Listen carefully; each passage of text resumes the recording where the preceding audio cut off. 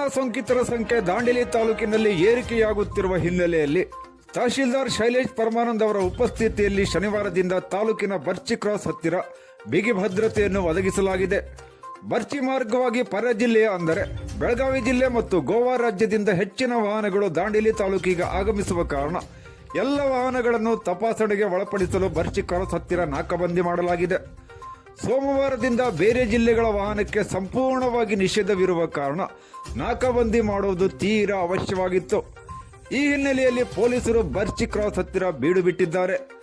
ಅದರಂತೆ ದಾಂಡೇಲಿ ನಗರ ಠಾಣೆಯ ವ್ಯಾಪ್ತಿಯಲ್ಲಿ ಅನಾವಶ್ಯಕವಾಗಿ ಓಡಾಟ ಮಾಡುತ್ತಿದ್ದ ವಾಹನಗಳನ್ನು ನಿನ್ನೆ ಶುಕ್ರವಾರ ಮತ್ತು ಇಂದು ಪೊಲೀಸರು ಜಪ್ತಿ ಮಾಡಿದ್ದಾರೆ.